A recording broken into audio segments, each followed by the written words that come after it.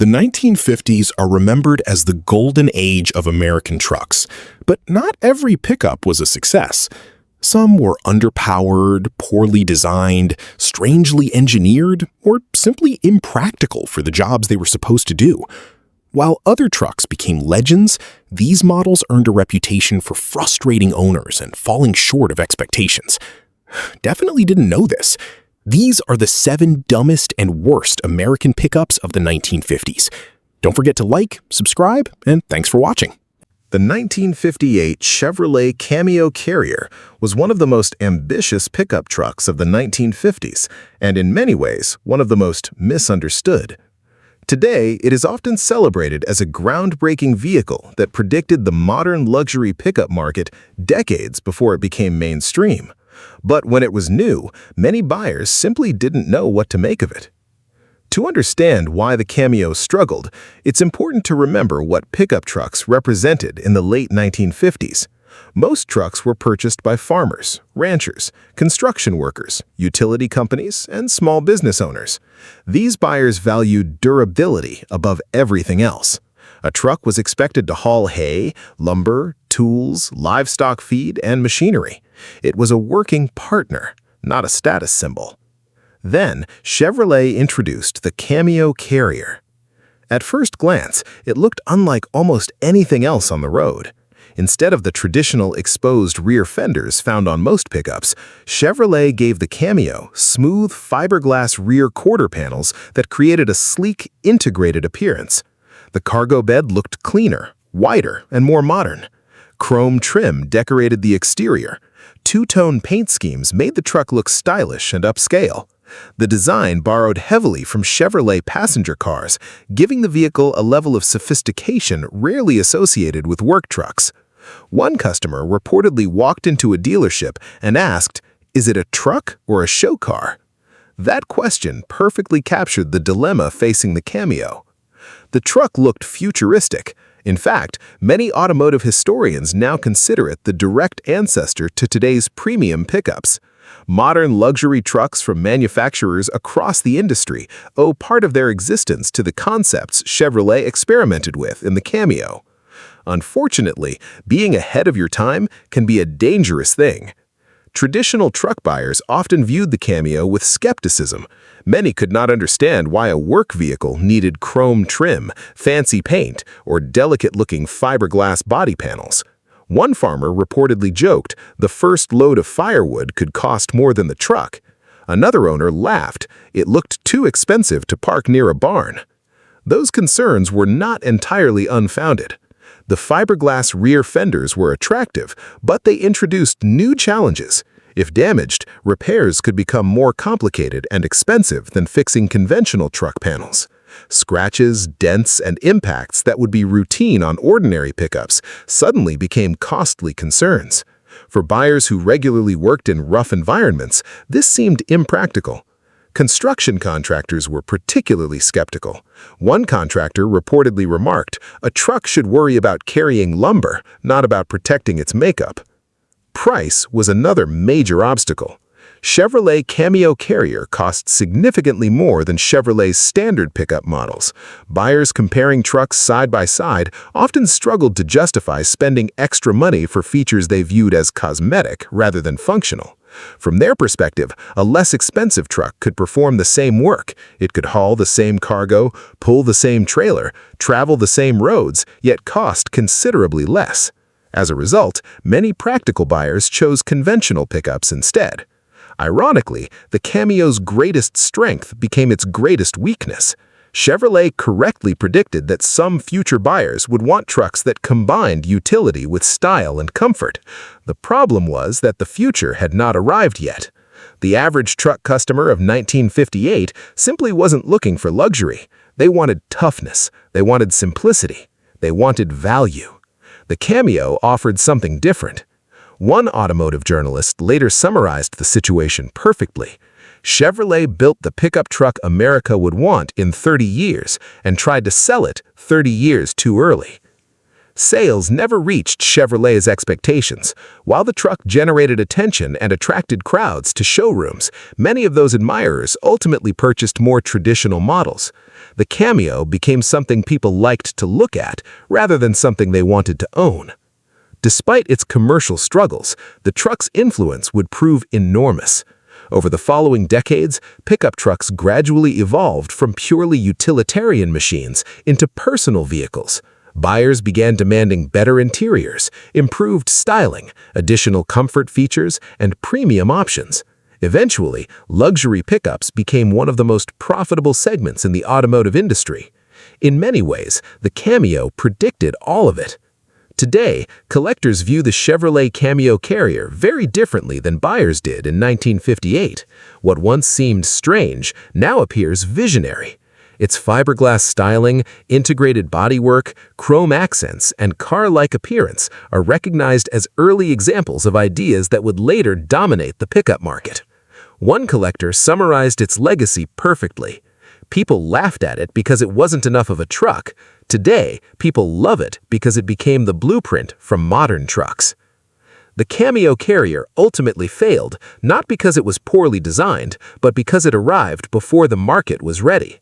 It remains one of the most fascinating commercial miscalculations of the 1950s, a truck that accurately predicted the future while being rejected by the present.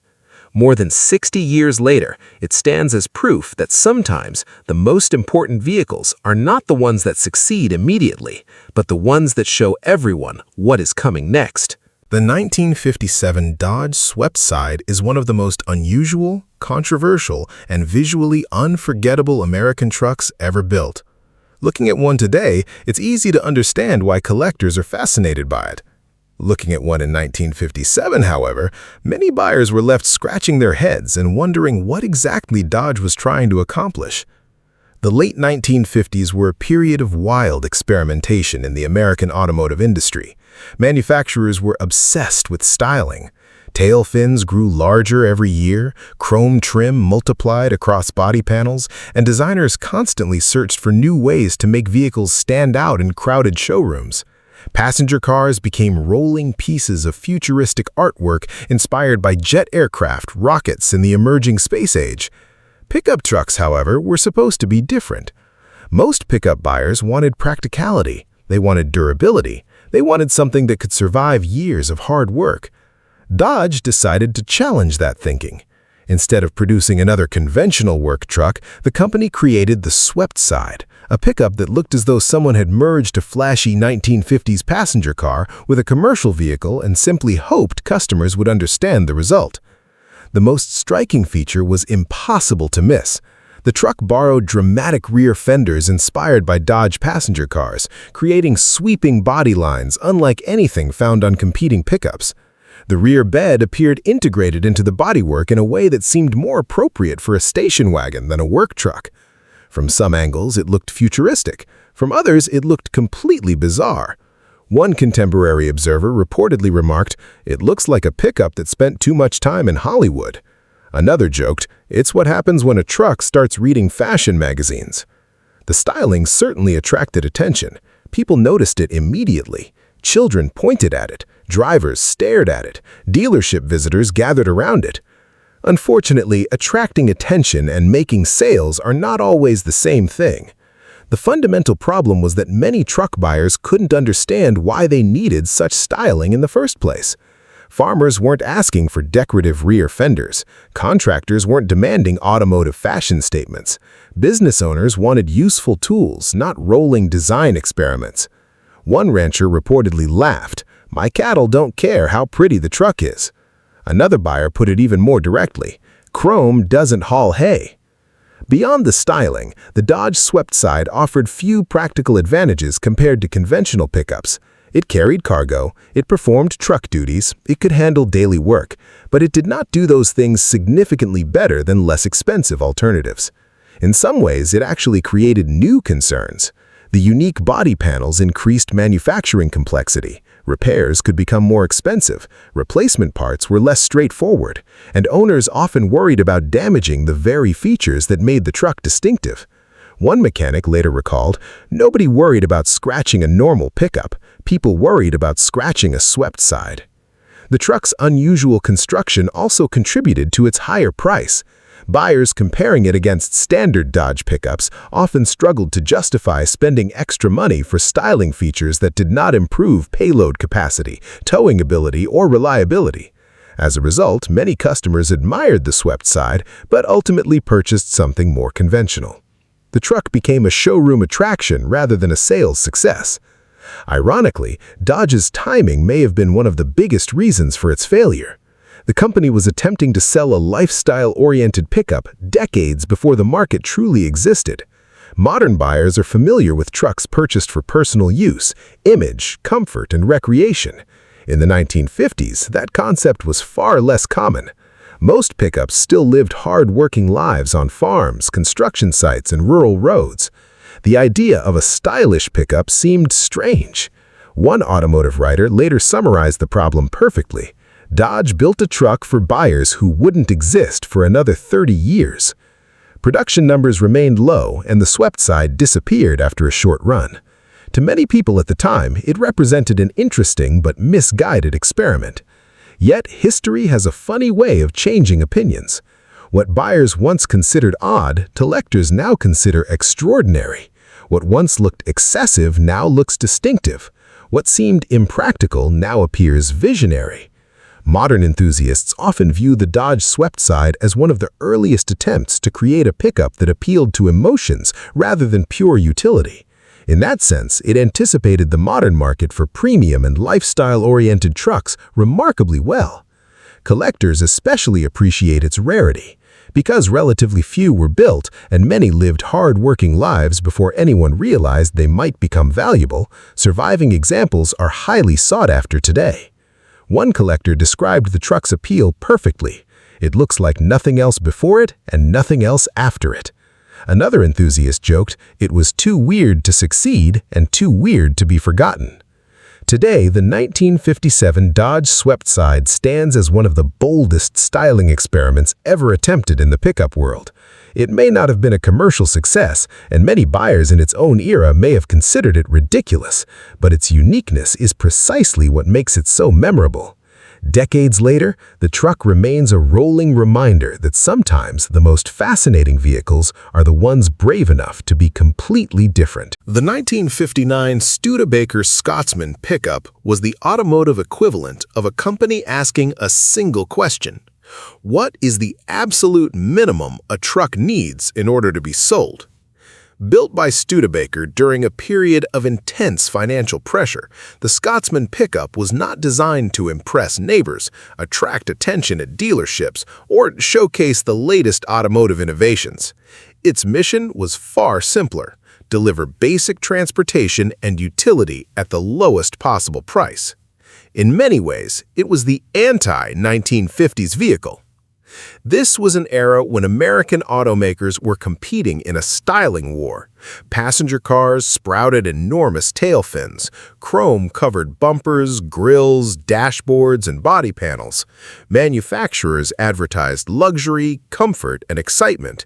Every year seemed to bring more features, more decoration, and more visual drama. The Scotsman went in exactly the opposite direction. If most vehicles of the late 1950s were dressed for a parade, the Scotsman looked dressed for a long day of manual labor.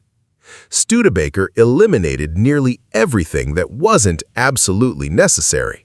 Chrome trim was reduced or eliminated wherever possible. Decorative moldings disappeared. Expensive brightwork vanished. Interior materials were chosen for cost rather than appearance. The result was a truck that looked almost unfinished when parked beside competitors from Ford Motor Company, General Motors, or Chrysler Corporation. One prospective buyer reportedly walked around a Scotsman and asked, "Did they forget to install the rest of it?" The interior reinforced that impression. Where competitors increasingly offered improved upholstery, decorative trim, and comfort-oriented features, the Scotsman cabin felt brutally functional. The dashboard was simple, materials were basic, sound insulation was minimal. There was little effort to make the environment feel luxurious or even particularly inviting. One owner later joked, "The only thing simpler was a wheelbarrow." Another remarked, "It felt less like driving a truck and more like operating farm equipment." To be fair, that was largely intentional. Studebaker was targeting customers who valued affordability above all else. Farmers, small business owners, tradesmen, and budget-conscious buyers could purchase a Scotsman for less money than many competing trucks. During an era when every dollar mattered for working families and small businesses, that was a legitimate selling point. The company hoped practicality would outweigh prestige. Unfortunately, the market was changing. By the late 1950s, many buyers were beginning to expect more from their vehicles. Even work truck customers appreciated comfort, appearance, and convenience when those features were available at reasonable prices. Competitors had become increasingly skilled at offering trucks that remained capable workhorses while also providing a more pleasant ownership experience. The Scotsman often felt like a step backward. Its mechanical simplicity was appreciated by some owners. Repairs were generally straightforward, maintenance costs were often manageable, and there were fewer complex features to break. The truck's basic nature could actually be an advantage in remote rural areas where reliability and ease of repair mattered more than comfort. One farmer reportedly said, "It wasn't fancy, but it always started." Still, simplicity alone was not enough to guarantee success. When buyers compared the Studebaker Scotsman pickup against better-equipped alternatives, many concluded that spending a little more money resulted in a significantly more enjoyable truck. The savings that made the Scotsman attractive on paper sometimes felt less compelling once customers experienced the stripped-down reality. Another owner remembered, "You bought it because it was cheap, you sold it because it felt cheap." That perception became difficult to overcome. The Scotsman was not necessarily a bad truck. In fact, for buyers who needed nothing more than a dependable tool, it often performed its intended role effectively. The problem was that it offered very little beyond that basic mission. There was no excitement, no luxury, and very little personality. In an industry increasingly driven by emotional appeal as well as functionality, the Scotsman's extreme economy became both its greatest strength and its greatest weakness. Today, collectors view the Studebaker Scotsman pickup very differently than buyers did in 1959. What once seemed excessively cheap now appears historically fascinating. It serves as a snapshot of a struggling independent manufacturer trying to survive in a market dominated by automotive giants. Every missing piece of trim, every simplified component, and every cost-saving measure tells a story about the economic realities facing Studebaker during its final years. One modern collector summarized the truck perfectly. It wasn't built to be desirable, it was built to be affordable. Another enthusiast laughed. "It's the only classic truck where the lack of features is part of the appeal." Today, the 1959 Studebaker Scotsman pickup remains one of the purest examples of utilitarian American truck design. It may have lacked the style, comfort, and prestige of its rivals, but it fulfilled its purpose with remarkable honesty. In an era obsessed with chrome and excess, the Scotsman stood alone as a truck that offered almost nothing beyond the essentials, and perhaps that is exactly what makes it memorable today. The 1955 International Harvester R100 came from a company that had spent decades building its reputation on agricultural machinery and heavy-duty work equipment, and that heritage is immediately visible the moment you see or drive one. Built by International Harvester, it was designed with one priority in mind: durability under punishment. Everything else, comfort, refinement, ease of driving, was secondary or in some cases not really considered at all. At the time, that approach still made sense for many buyers. Mid-1950s pickup trucks were expected to work hard, survive rough conditions, and keep going long after more delicate vehicles had given up. The R100 absolutely delivered on that promise. It was strong, mechanically simple, and built in a way that suggested it could tolerate years of abuse without complaint. But the trade-off was immediately obvious to anyone who spent time behind the wheel. Driving the International Harvester R100 was not something you did casually, it was something you managed. The steering required real physical effort, especially at low speeds or when parking. There was none of the light, assisted feel that would later become standard in more modern pickups. Every turn of the wheel felt connected directly to the weight of the front axle and the road surface beneath it. At slow speeds, it could feel like you were wrestling the vehicle into submission rather than guiding it. One owner described it bluntly: "You didn't steer it, you convinced it to turn." Braking performance followed a similar philosophy. The system was basic and effective enough for its era, but it demanded anticipation and planning. Sudden stops were not part of the driving experience. Instead, drivers learned to think ahead, leaving generous space and adjusting speed early. In modern terms, it felt unrefined, but in 1955, it was still within the expected range for a heavy-duty work truck. Ride quality was another reminder of its utilitarian roots. The suspension was built for load-bearing strength rather than passenger comfort. When empty, the truck could feel stiff and unforgiving over uneven surfaces. When loaded, it behaved more predictably, but still never approached the smoothness that passenger car buyers were beginning to expect from lighter vehicles of the era. Long-distance driving exposed all of these traits at once. Steering effort, vibration, noise, and basic seating comfort combined into an experience that required endurance more than enjoyment. A short trip to a job site was manageable. A long rural journey across uneven roads could become physically tiring. One farmer summed it up with characteristic honesty: "It doesn't take you anywhere, it carries you there while reminding you it's working harder than you are." Another owner offered a more colorful comparison: "It's a tractor pretending to be a pickup." That description stuck because it captured the dual identity of the R100 perfectly. Underneath the rough driving experience was genuine mechanical toughness. These trucks were built to survive harsh conditions, heavy loads, and long service lives in agricultural and industrial environments. In that sense, they succeeded completely. Engines were designed for longevity rather than speed. Gearboxes were simple and robust. Frames were heavy and resistant to twisting under load. Maintenance was straightforward, and repairability was often excellent in rural environments where International Harvester already had strong support networks. For working users, these were not minor advantages, they were essential. A mechanic familiar with the model once said, "It's not built to impress you, it's built to outlive you." However, as the automotive market evolved through the 1950s, expectations began to shift. Competitors from companies like Ford Motor Company and General Motors started improving ride comfort, drivability, and overall refinement in their pickup lines. Trucks were still tools, but they were slowly becoming more comfortable tools. Against that backdrop, the R100 began to feel increasingly old-fashioned, not because it stopped working well, but because others started working more pleasantly. Buyers comparing options in showrooms could immediately feel the difference. The R100 felt solid and dependable, but also heavier, rougher, and more physically demanding to operate than newer alternatives. For some customers, that was reassuring. It meant toughness. For others, it simply meant fatigue.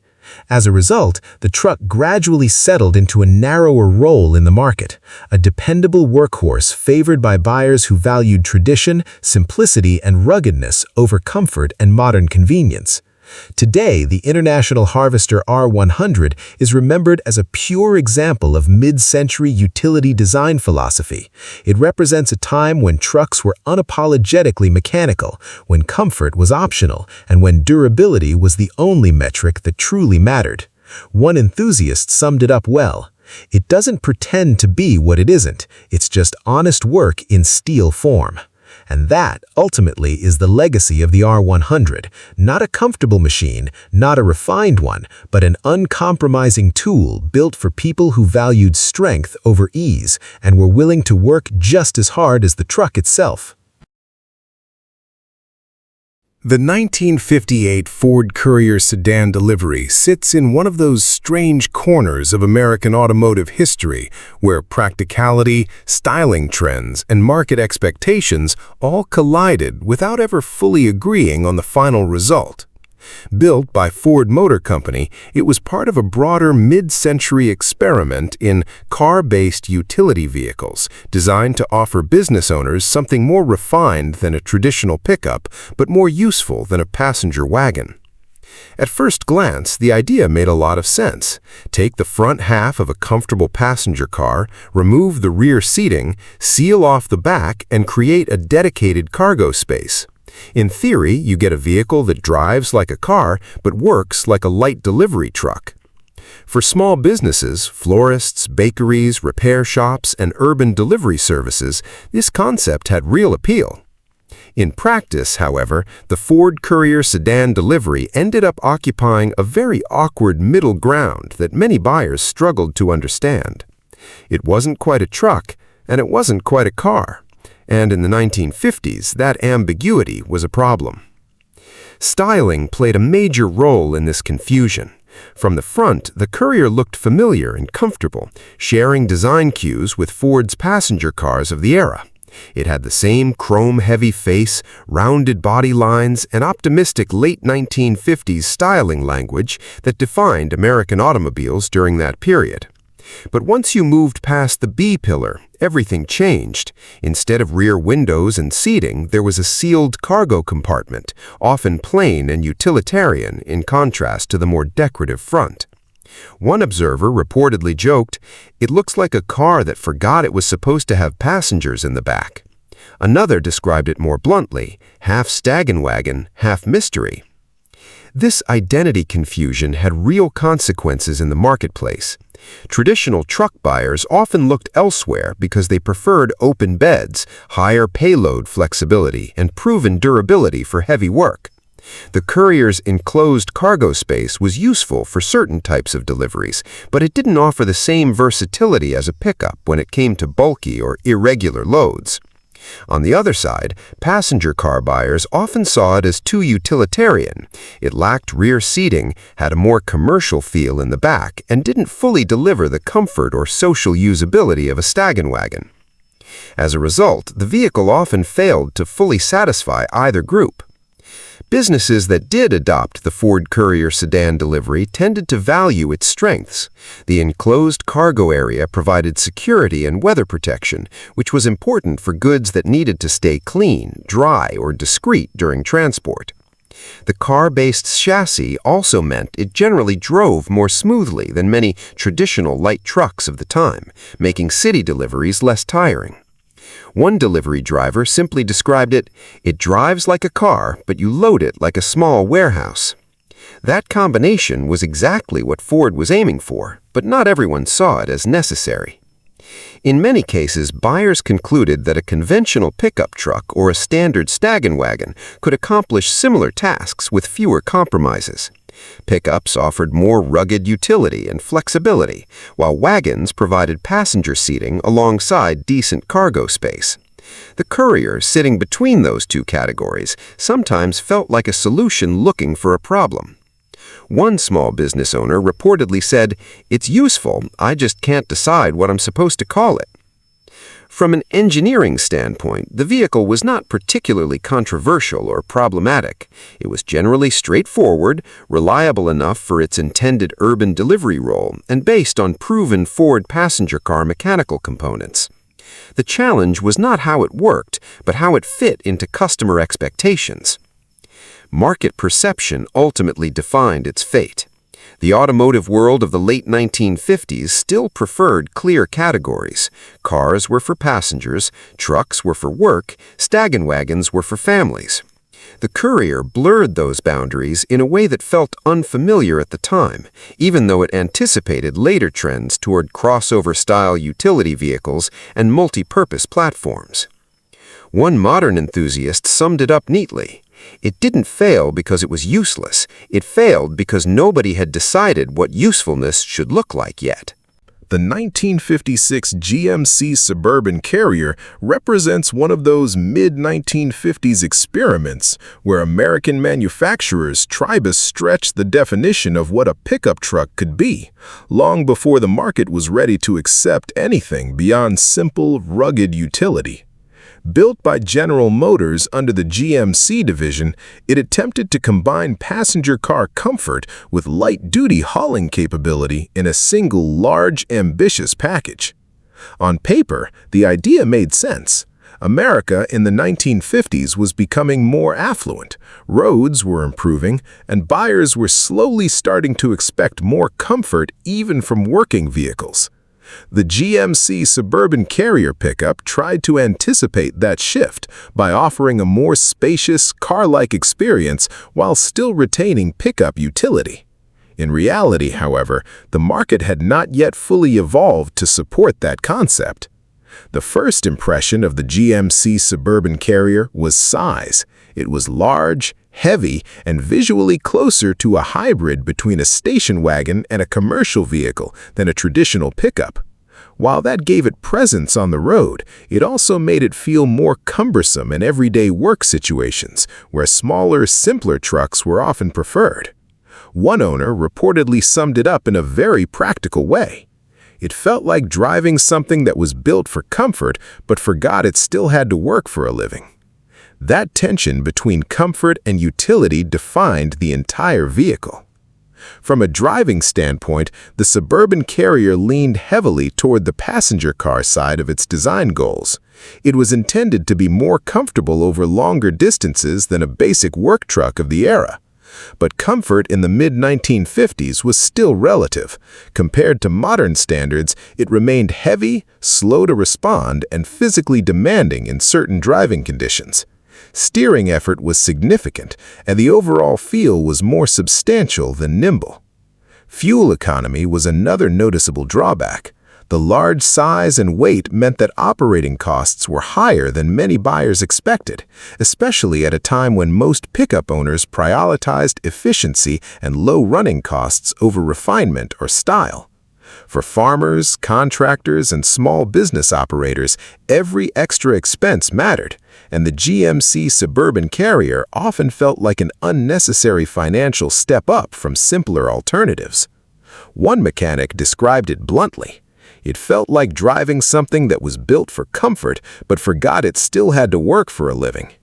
That tension between comfort and utility defined the entire vehicle.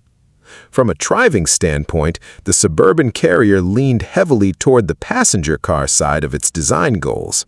It was intended to be more comfortable over longer distances than a basic work truck of the era.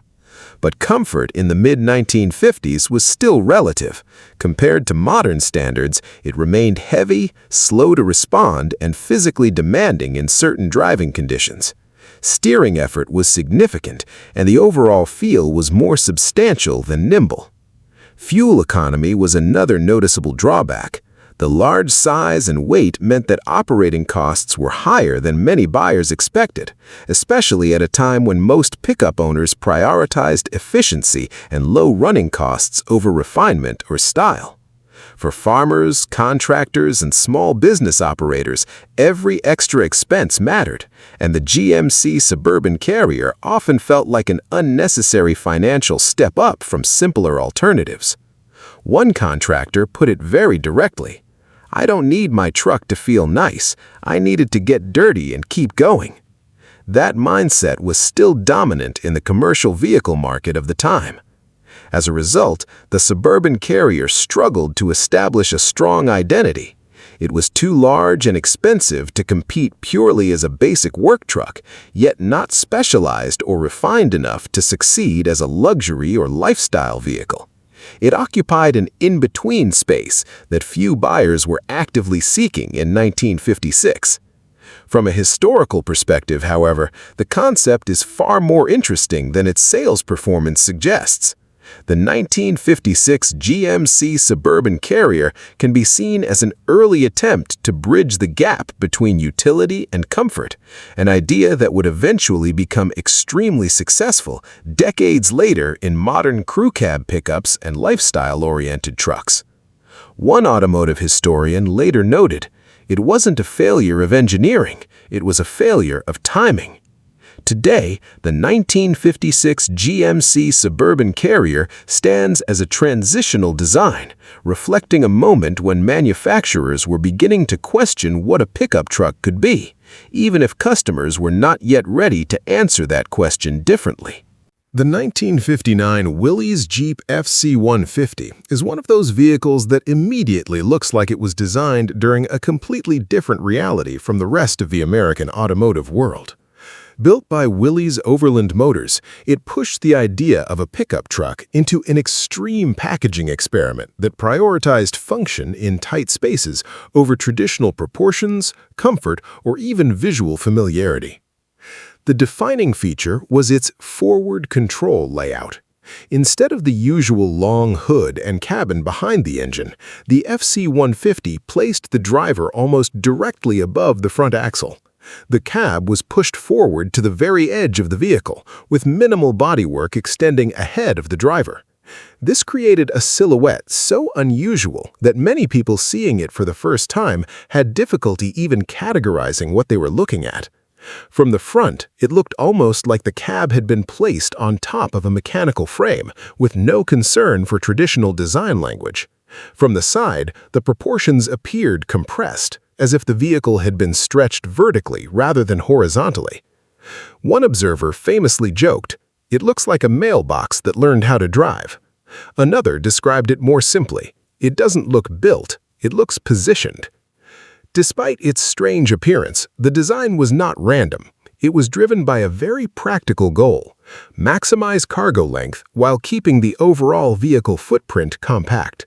By pushing the cab forward, Willys was able to create a relatively short vehicle that still offered useful bed space and excellent maneuverability in tight environments. This made it especially attractive for industrial, agricultural, and utility use cases where space efficiency mattered more than highway comfort. Visibility was one of its most impressive strengths. Sitting above the front axle gave the driver a commanding view of the road and surroundings. For off-road work, construction sites, and narrow rural paths, this was a genuine advantage. Drivers could place the vehicle with precision, especially in environments where traditional long hood trucks made positioning more difficult. However, this same layout created compromises that were impossible to ignore. The short wheelbase and forward weight distribution meant the ride could feel harsh and unsettled, particularly on uneven surfaces. Road imperfections were transmitted directly into the cabin, and the vehicle could feel bouncy or abrupt when not loaded. At higher speeds, stability required constant attention, and the driving experience demanded more concentration than comfort. One owner summarized it with a mix of humor and honesty. "It's brilliant at crawling over rocks, but it feels nervous crossing a parking lot too fast." On paved roads, the Willys Jeep FC-150 was never truly in its element. Steering behavior could feel sensitive, and the unusual weight distribution made it feel different from conventional pickups of the era, produced by companies like Ford Motor Company or General Motors. It was not designed to compete in comfort or long-distance cruising. It was designed to solve spatial and operational problems in environments where conventional trucks struggled. Mechanically, it followed Willys' philosophy of rugged simplicity.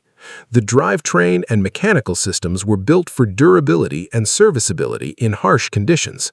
In many ways, it was closer to a utility machine than a consumer product, which is why it found its most loyal users among farmers, municipal services, and off-road operators, rather than everyday suburban buyers.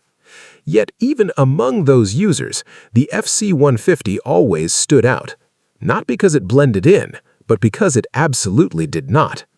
One mechanic who worked on them later described the experience of seeing one arrive in the shop. "You don't forget it. It looks like a truck that forgot to grow a hood." Over time, the unusual design that once confused mainstream buyers became the very reason the FC-150 gained a cult following. Off-road enthusiasts and collectors began to appreciate its compact dimensions, strong utility focus, and unmistakable character. In environments where originality and capability mattered more than aesthetics, the forward control layout began to make sense in a way it never did to average 1950s buyers. Today, the 1959 Willys Jeep FC-150 is remembered as one of the boldest packaging experiments in American truck history. It challenged conventional ideas about proportions, driving position, and utility layout long before such experimentation became common. What once looked strange and impractical is now seen as innovative and purpose-driven. One modern enthusiast captured its legacy perfectly. It wasn't trying to be a normal pickup, it was trying to be useful in a completely different way. And that, ultimately, is why the FC-150 still stands out today, not as a mistake, but as a deliberate and unusually honest solution to a very specific set of problems that most trucks of its era never even attempted to solve.